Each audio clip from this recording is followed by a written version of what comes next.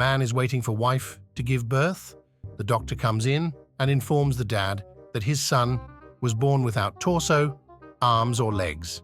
The son is just a head, but the dad loves his son and raises him as well as he can, with love and compassion. After 21 years, the son is old enough for his first drink.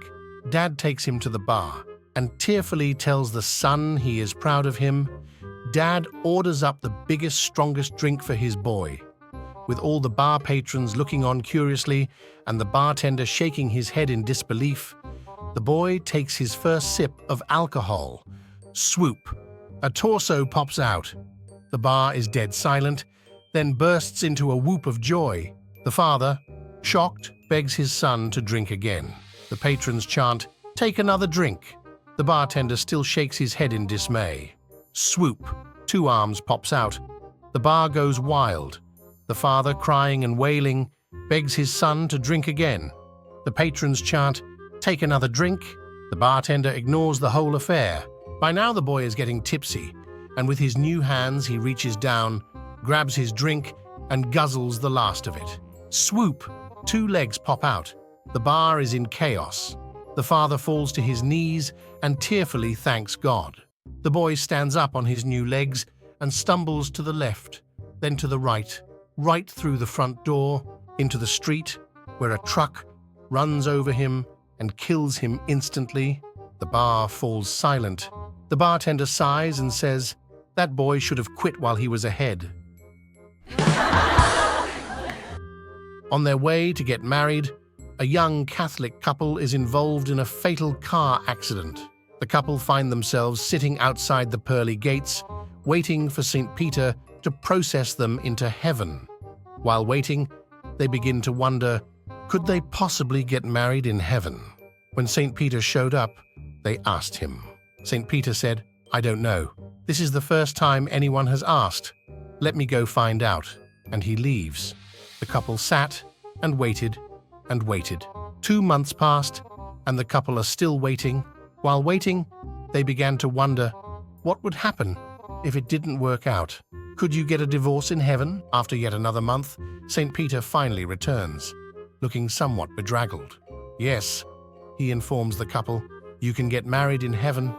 "Great," said the couple, "but we were just wondering, what if things don't work out? Could we also get a divorce in heaven?" St. Peter, red-faced with anger, slammed his clipboard onto the ground. "What's wrong?"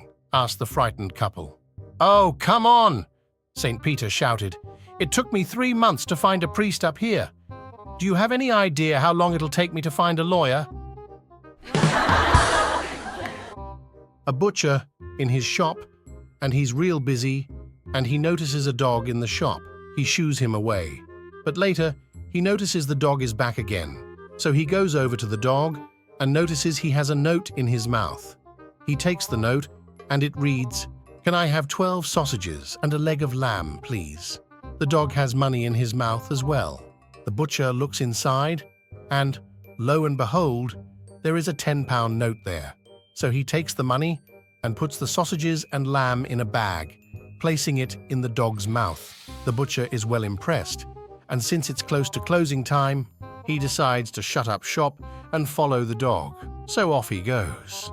The dog is walking down the street when he comes to a level crossing. The dog puts down the bag, jumps up, and presses the button. Then he waits patiently, bag in mouth, for the lights to turn. They do, and he walks across the road, with the butcher following him all the way. The dog then comes to a bus stop and starts looking at the timetable. The butcher is in awe at this stage. The dog checks out the times and then sits on one of the seats provided. Along comes a bus. The dog walks around the front, looks at the number, and goes back to his seat. Another bus comes. Again, the dog goes and looks at the number, notices it's the right bus, and climbs on. The butcher, by now open-mouthed, follows him onto the bus. The bus travels through the town and out into the suburbs, the dog looking at the scenery. Eventually he gets up and moves to the front of the bus. He stands on 2 back paws and pushes the button to stop the bus. Then he gets off his groceries still in his mouth. Well, Dog and Butcher are walking along the road, and then the dog turns into a house. He walks up the path and drops the groceries on the step. Then he walks back down the path, takes a big run, and throws himself whap against the door. He goes back down the path, runs up to the door, and whap throws himself against it again. There's no answer at the house, so the dog goes back down the path, jumps up on a narrow wall, and walks along the perimeter of the garden. He gets to the window and beats his head against it several times, walks back, jumps off, and waits at the door. The butcher watches as a big guy opens the door and starts laying into the dog, kicking him and punching him and swearing at him. The butcher runs up and stops the guy. "What the hell are you doing? The dog is a genius. He could be on TV, for heaven's sake." The guy responds, "Genius. This is the second time this week that he's forgotten his key." On a recent flight, a plane passes through a severe storm. The turbulence is awful, and things go from bad to worse when one wing is struck by lightning. One woman, in particular, loses it. Screaming, she stands up in the front of the plane. "I'm too young to die," she wails. Then she yells, "Well, if I'm going to die, I want my last minutes on Earth to be memorable. Is there anyone on this plane who can make me feel like a woman?" For a moment, there is silence. Everyone has forgotten their own peril. They all stared, riveted at the desperate woman in the front of the plane. Then a man from Montana stands up in the rear of the plane. He is gorgeous, tall, well-built, with dark brown hair and hazel eyes. He starts to walk slowly up the aisle, unbuttoning his shirt, one button at a time. No one moves. He removes his shirt. Muscles ripple across his chest. She gasps. He whispers, "Iron this and get me something to eat." During lunch at work, I ate 3 plates of beans, which I know I shouldn't. When I got home, my husband seemed excited to see me and exclaimed delightedly, "Darling, I have a surprise for dinner tonight."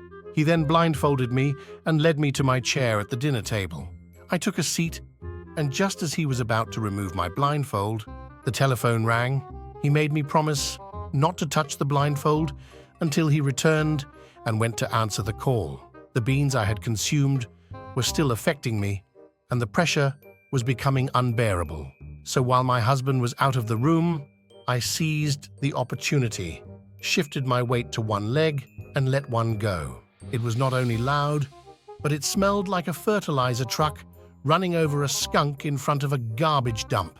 I took my napkin from my lap and fanned the air around me vigorously. Then, shifting to the other leg, I ripped off 3 more. The stink was worse than cooked cabbage. Keeping my ears carefully tuned to the conversation in the other room, I went on releasing atomic bombs like this for another few minutes. The pleasure was indescribable. Eventually, the telephone farewells signaled the end of my freedom, so I quickly fanned the air a few more times with my napkin, placed it on my lap, and folded my hands back on it, feeling very relieved and pleased with myself. My face must have been the picture of innocence when my husband returned, apologizing for taking so long. He asked me if I had peeked through the blindfold, and I assured him I had not. At this point, he removed the blindfold, and 12 dinner guests, seated around the table with their hands to their noses, chorused, "Happy birthday!" My friends, if you want to watch other funny jokes, subscribe to the channel.